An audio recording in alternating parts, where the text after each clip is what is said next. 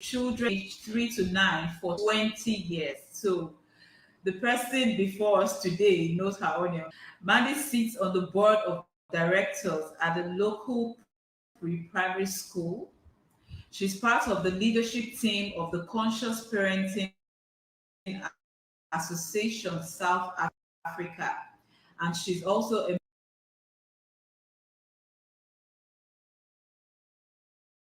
member of the Association for Coaching.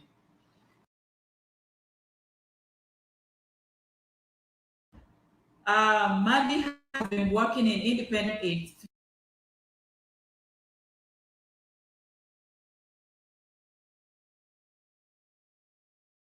3 to 9 for 20 years, and she has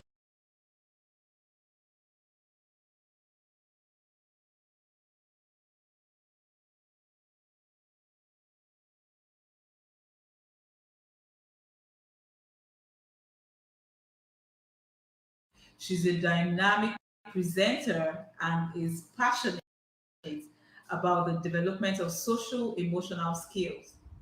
She specializes in parent education and coaching, teaching, training, teacher mentoring, leadership, and management teams.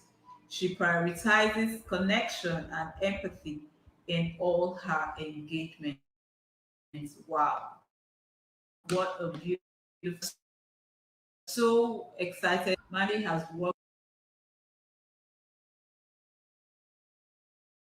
with children for over 20 years, and she is in a very good position to share with us this evening. So I'm going to bring Mandy right in. I'm going to bring Mandy right in. Thank you.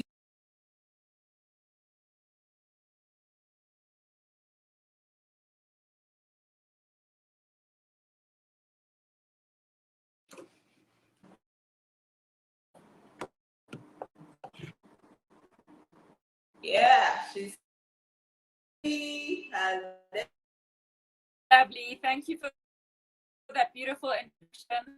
my pleasure. I feel very blessed to me to be part of this conversation. So I don't know, my connection, I don't know if my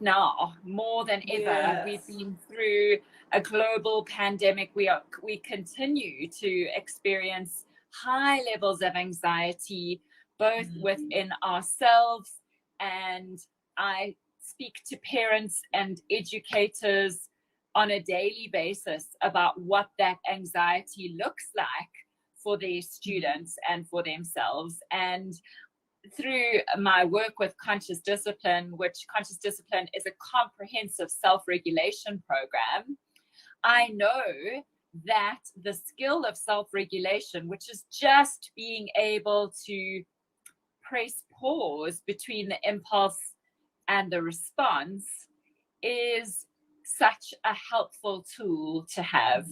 I'm just looking at the questions here. Yes, Bev, this is free talk. Just tune in and be with us. Hello, Ari. Welcome. These are wonderful people that are joining us, Sandra. So when we talk about anxiety, what is anxiety? What is anxiety? Anxiety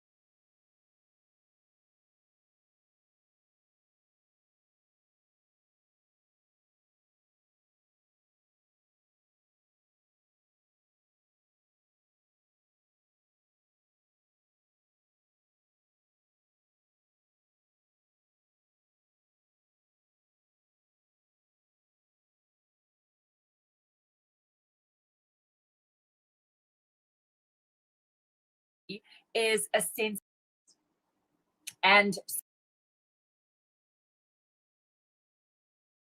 anxious child and a non-anxious child, or an anxious adult and a non-anxious adult. If you have a body, a brain, and a nervous system, you will have anxiety. It's about how we learn to manage that anxiety that either is empowering or disempowering us. When anxiety becomes a problem is when we underestimate our ability to handle what we are dealing with, and when we overestimate the threat. And so often what I see, even in a mom that I was talking to this morning with her 7-year-old son, is that she said to me, I know that this, so for example, in her instance, it's her son going on a play date. So that's something that triggers anxiety in him because it's a situation that he doesn't feel in control over. So she said to me, well, we've just canceled the play dates. And here's the thing with anxiety, Sandra, is that like avoidance feeds anxiety. And so whether that be something, your child is anxious about swimming, saying to your child, don't worry, you never have to swim again, is not practical. And so I always use a very short phrase, and that is one thing that I'd love our listeners to listen to take home with them today, is that anxiety needs information. So with this little boy that's avoiding play dates, he's looking for information. He's looking for understanding. What about the situation feels overwhelming? What about the situation feels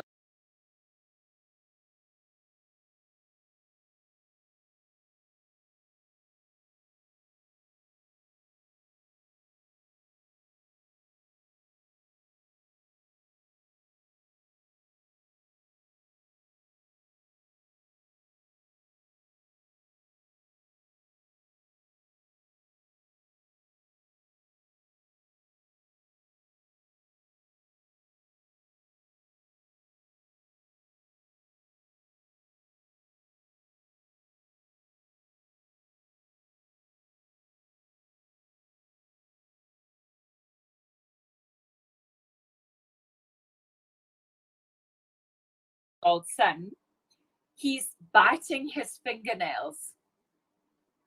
And now he started, so much so that he now needs to wear plasters on his fingers so that he can stop biting his fingernails.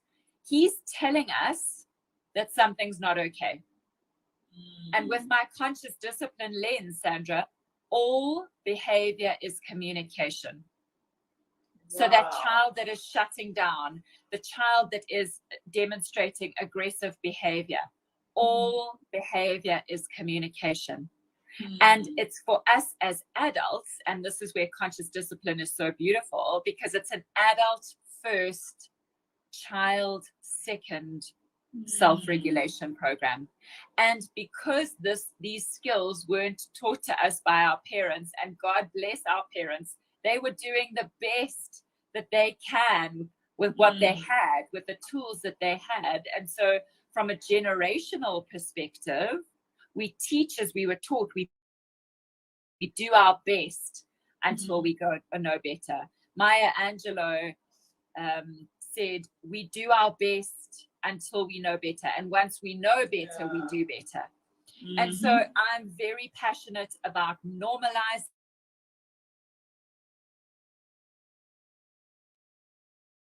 article with a very good friend of mine, and we are going to be doing a webinar on the 27th of October where we normalize mental health, and where leaders need to speak out more about mental health. Because the thing about anxiety is that if we are normalizing it as something that we all experience on a daily basis, then we almost take away the power. Yeah. On a daily basis. That's true. I think there might be a slight delay, but it's working because I can see you and I can hear you. So in a nutshell, Sandra, the topic of this talk and why you invited me to your to your parenting series is because I believe that when it comes to anxiety, us as the parents, as the educators in any space, we need to role model how to manage our anxiety better. And what does that look like? For me, that looks like showing children how to take a deep breath. When I feel triggered, when I feel overwhelmed, how can I show the children that I'm working with and my own children, I'm going to take a deep breath so I can calm myself down. And I want to spend a few moments, Sandra, if I may, talking about breathing. Okay. Because the power of the breath is not to be underestimated. We take 22,000 breaths a day. And of those breaths, how many are we consciously aware of? We can't breathe for yesterday. We can't breathe for tomorrow. We can only breathe for now. It's the first thing we do when we are born, and it's the last thing that we do before we die. And the power of our breath, taking 3 deep breaths, helps to stimulate our prefrontal cortex, this beautiful thinking part of our brain, helps to massage our internal organs, helps to send a signal to our brain that we are safe. And so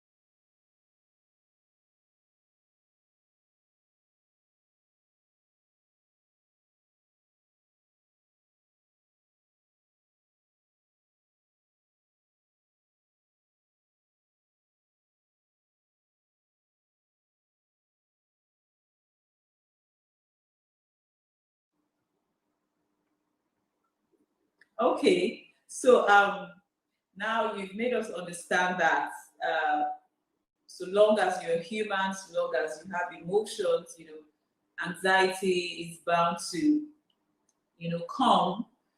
But how you manage it, becomes very important. So apart from breathing, which is very practical, I mean, even pausing to take a deep breath would even um, regulate you as a parent. I mean, it's a time where you come back to yourself. Probably you've been triggered and you're at the brink of yelling, or you're at the brink of, meting physical punishment on your child. That breathing just stops you in your tracks, and you're able to retrace your steps and handle the situation, in a better way. So now, when it comes to your child, what other thing can we model? What other way can we help them, manage their anxiety aside breathing? That's a wonderful question. Thank you, Sandra. So the way that we can help our children manage their anxiety is by helping them name the feeling.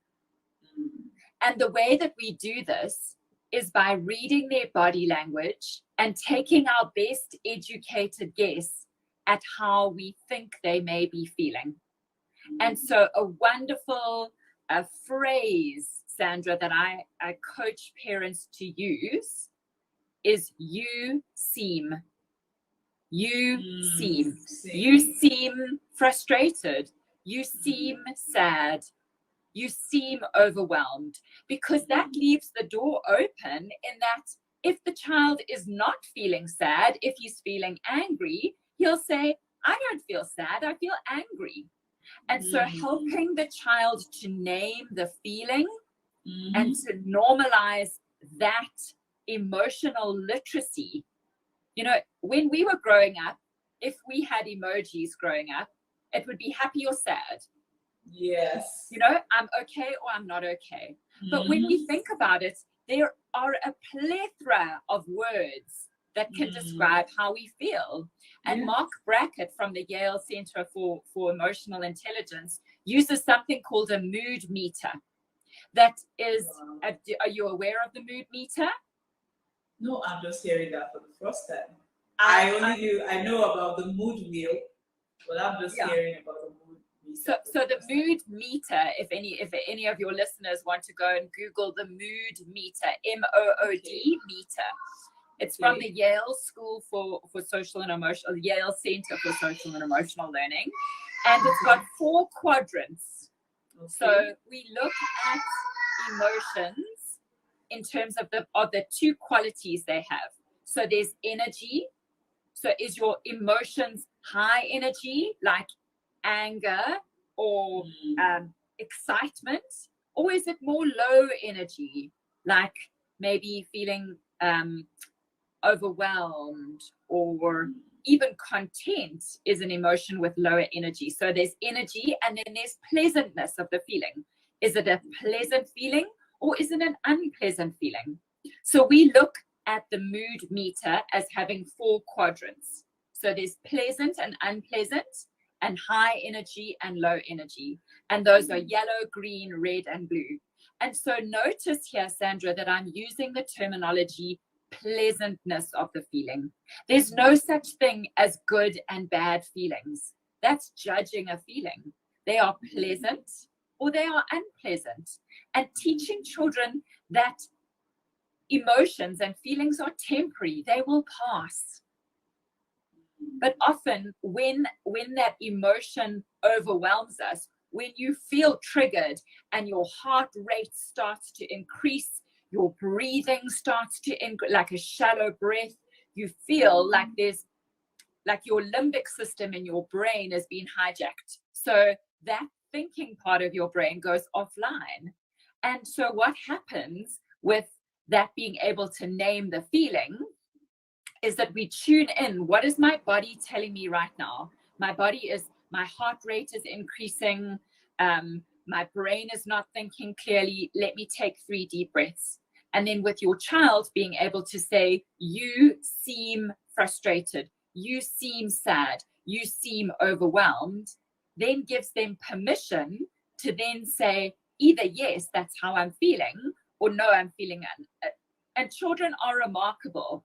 And I'm noticing somebody who's just logged on to the webinar. So welcome, Bibi. This is what we've been speaking about. Children are remarkable at their ability to be able to name their feelings. They're much more in tune with their feelings. It's almost like as they get older, we educate it out of them because we don't teach them how to celebrate their feelings. Anyway, so when we or our child feels anxious and we are able to name and acknowledge the feeling rather than question it. So I'm not saying to my child, why are you feeling angry, or why are you feeling sad, or use your words to tell me why you are feeling a certain feeling. I'm just adding empathy. I'm just saying, I'm going to sit with you in this feeling. I'm not saying, don't worry. I'm not saying it's going to be okay. I'm just saying, I see you. I see you. Feelings, Sandra, feelings are not the bad guys. There are, we call it our emotional GPS. So it's like our navigation system.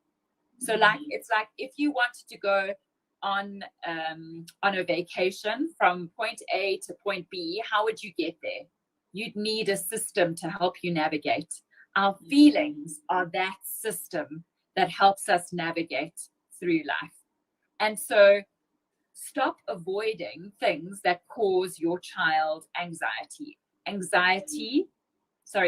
Avoidance feeds that anxiety. And so allowing ourselves and our students or our children to feel their anxiety is healthy. I'm going to say that again, everybody. Allowing ourselves and our children to feel their anxiety is healthy. When it becomes unhealthy is when we overestimate the danger and underestimate our ability to handle what comes our way.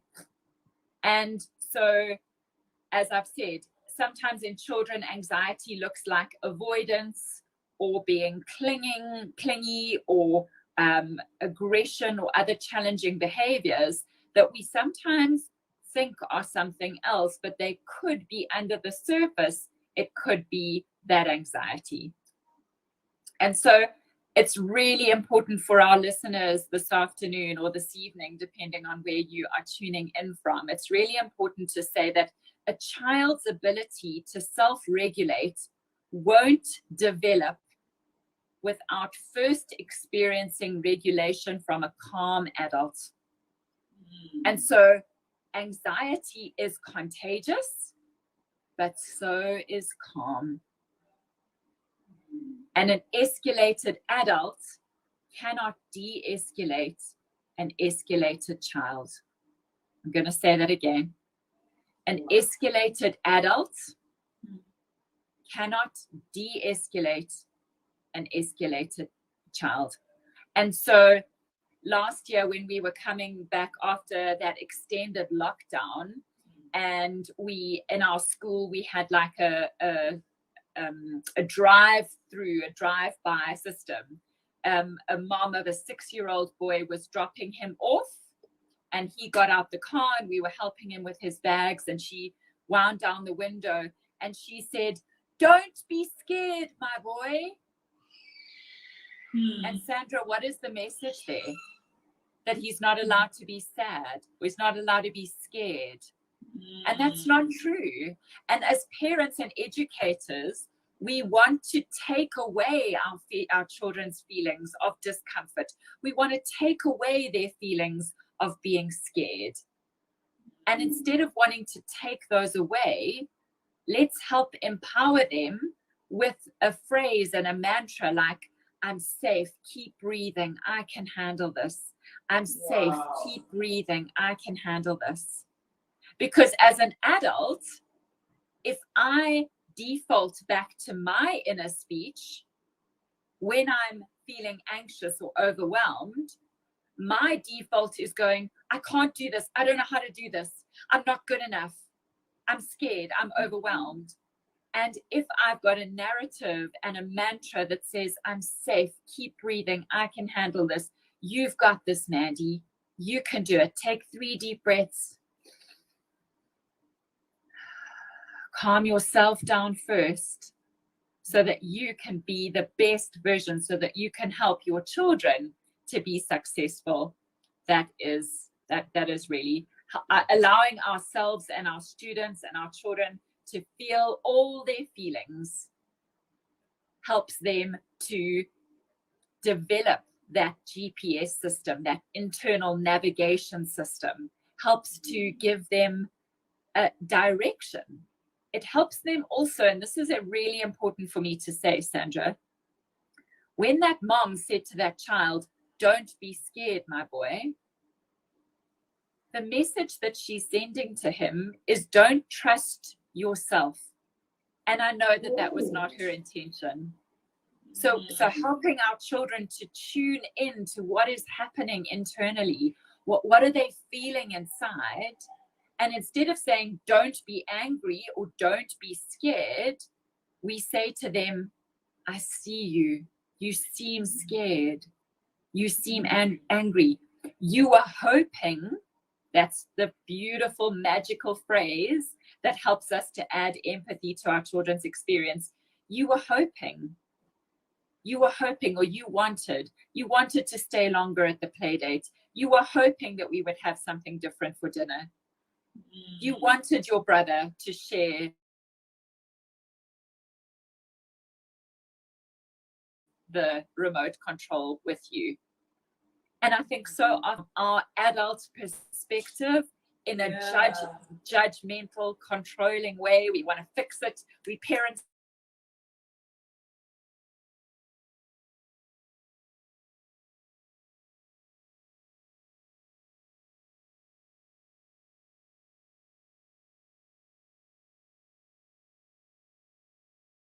hoping. We add language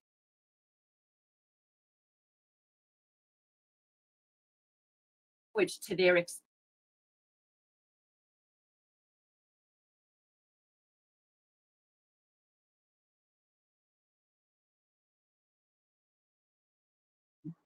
They're looking for connection and they settle for attention. Are never looking for attention. So when parents and teachers say, oh, it's just negative, it's just attention seeking behavior. I'm saying all behavior is communication. What is that child trying to tell us? What is he saying that I need from you right now? And so I don't know if well, I'm hoping that gives us a good overview of this topic that I'm deeply passionate about. Wow. It's been so expository. I have learned a lot already. Wow, it's been so insightful. Thank you so much for sharing, Mandy. Please, if you have a question in the audience, please just let us just drop it in the chat. I have a question, Mandy. Now, you've worked with children for over 20 years. What are the signs of anxiety? Because some parents, are not even aware because of how busy some parents get. They can't even see their children, like you just said. The child just wants to be seen.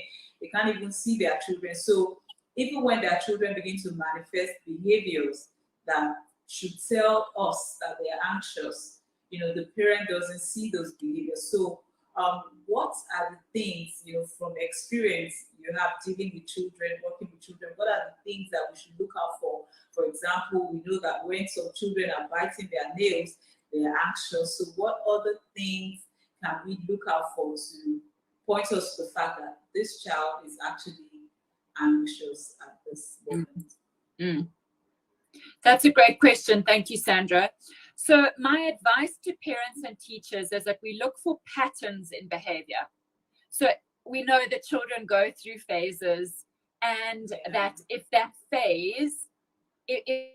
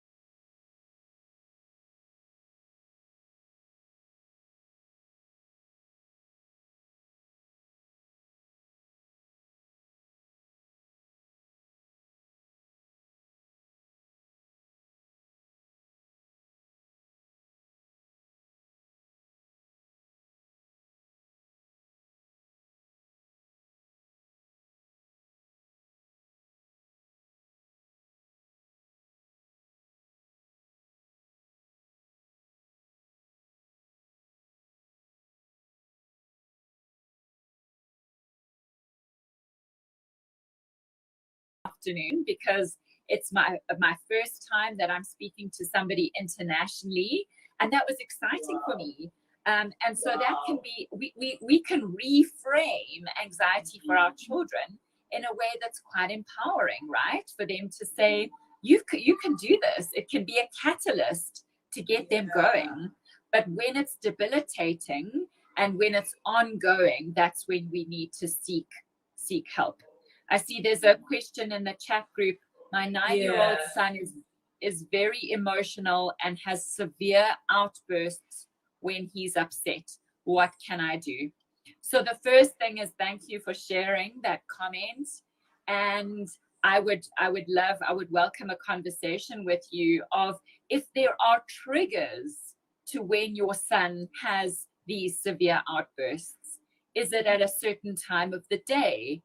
Is it when he is not getting his own way? That's what I would ask more questions about before giving any kind of input. And it's to say again that all behavior is communication. Our brains, Sandra, only fully develop by the time we are 24 and 25 years old. This listener's son is 9. His brain is 9 years old. He is using the only skills that he has in that moment of upset. And as educators and parents, we help our children with their fine motor skills, with drawing and cutting, with their gross motor skills, riding bicycles or climbing on a jungle gym, with their social skills, with their manners, their please and thank you. But when it comes to emotional regulation skills and anger outbursts or meltdowns, parents are triggered by that. And that becomes something that is an inconvenience to their day. And, you know, other people are going to judge me if my child is having a meltdown in the store or in the shopping center. Yeah. And that child is just saying, I feel really overwhelmed. And I'm 9 years old, so I don't have the skills to be able to de-escalate the situation. Remember what I said, an escalated adult cannot de-escalate an escalated child. Okay, another question. How can we learn this conscious self-regulation you have talked about, Mandy? Thank you for that question. I invite you to go to consciousdiscipline.com. consciousdiscipline.com. They are based in the US. They've been going for 25 years. Conscious Discipline is a brain-based, research-backed, trauma-informed self-regulation program that is about adults first, child second. And so I hope that answers your question. I'm the only international certified instructor in Africa, and I am so passionate about this work and helping to up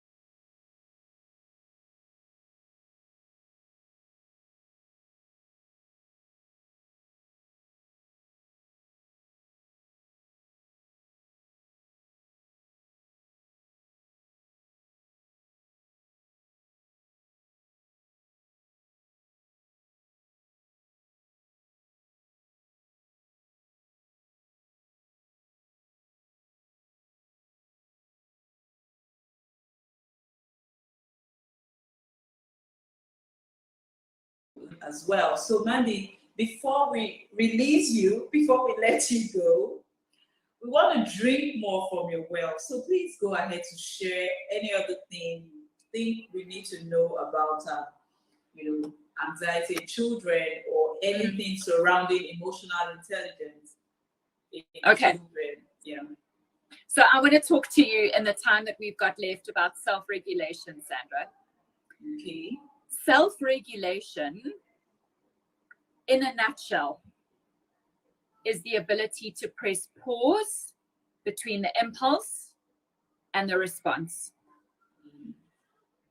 And I don't know about what the roads in Lagos look like, but the roads in Johannesburg, there are a lot of very dysregulated people, adults in the space. And so, yes, Esti, I'll give you the website again. I'll add it in the comment section in a moment or two. But self-regulation is the ability to press pause. Now, listen to this. Self-regulation is a better predictor for our children's long-term success. It's a better predictor than IQ, early reading, and maths. Wow. Okay. Self-regulation, it's like a muscle. It's like a skill. You wouldn't, Sandra, you and I wouldn't, if we are not marathon runners, we wouldn't go tomorrow on Saturday and run a 90-kilometer marathon. We would have to go baby steps, train, get a personal trainer. Now, self-regulation can only be taught to children by a self-regulated adult. And self-regulation is the scientific term for resilience. And we want our children to be resilient and self-regulated. But we have to be self-regulated ourselves in order to help teach the children those skills. And here's one more thing I'm going to tell you about self-regulation, and then I'll talk about the website again.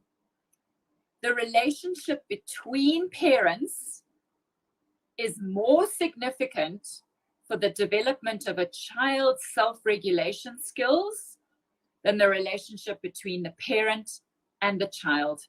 So how parents treat each other, how they problem solve, how they respect each other is more significant for a child's long-term success. That skill that helps them to be successful in their personal and private life, in their professional and private life.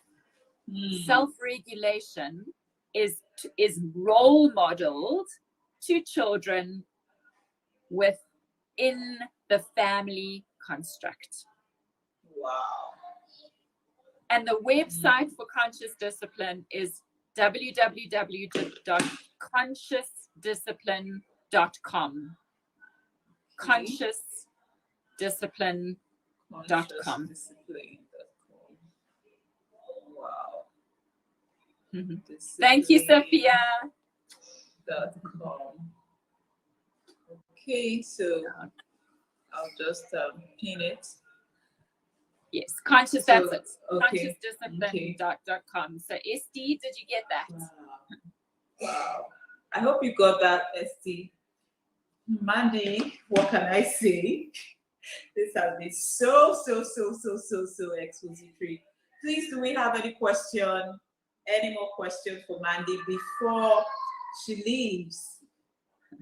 Mandy, thank you so much for agreeing to come share with us today. Thank you for taking time out of your busy schedule. Okay, you want to say something? I do. I just want to say that the parents and the educators that are making the time to listen today, you are magnificent. You are amazing parents. You are doing your best. Yes. Thumbs up for you. Often the response from parents when I talk to them is a kind of, it's like, oh, look at all these things that I'm doing wrong or that I'm not getting right, or I'm so guilty of that. And that's not my intention, Sandra. My intention is to empower parents with new skills to be able to respond to their children in a way that develops their self-regulation. It's not to put anybody on a guilt trip, because you are magnificent and you're a gift to your children and your students. Yes. And is that your child, Sandra? Yes, she is. That's her. She wants to say hello by force. Oh my God. Thank you, Mandy. That's so beautiful. And I hope to meet you one day in person. I hope that we are able to connect. Definitely, Mandy. We will work that out. It's been so great. Thank you so much. You heard, dear parents. I mean, for everyone that is on this call, and Mandy, most of these parents have been here since Tuesday when the conference began. And I said yesterday that you are all fantastic parents. Like, that is a high level of intentionality for you to keep coming back, with everything on your schedule. You've been coming back to learn, to expand, your horizon when it comes to parenting. It's really, really commendable. Thank you so much. So you heard Mandy too. She said the same. Thank you so much. We are giving it to you. Thumbs up to all the wonderful parents. And Mandy, thank you so much. You were so great, fantastic, awesome, brilliant session. Very precise, yet power-packed, value-packed. Thank you so much, Mandy. We appreciate you. We love you. Much love from here. Thank you. Thank you, Sandra. Thank you, everybody, Bye. for tuning in. Have a beautiful evening. Thank you. Bye. Thank you, and you too. Bye-bye. Thank you so much, dear parents. Thank you. I'm really grateful that you were available, to be in this session. I'm going to save. Oh, you wish the session would end. I had to go call some people, because when I started hearing what Mandy was saying, I was like, no, everybody has to hear this. But the good thing is, thank God the internet is great. So I'm going to save the video. Just go watch the replay. I'm also going to share the link, later. So please head to my IGTV and watch the replay. We're coming back at 5:30 on the dot, and we're going to be listening to Bralade. She will be talking to us about creating healthier boundaries, as parents. Most parents, I myself used to be a heavy people pleaser. I could please you over and over again, even against my will. But thank God I've been able to come out of it, and I've been able to, help other people and even help parents bring their children out of that behavior. So Bralade will be talking to us. She's a boundaries coach. You don't want to miss this class. So please come back at 5:30. Bralade lives in Texas. So please come back. The time difference and all of that. She doesn't want to be here. We don't want her to be here and there's nobody in the room. Thank you so much, dear parents. Thank you, Mandy. Bye. Bye-bye. Thank you. Bless you. Bye-bye. All right.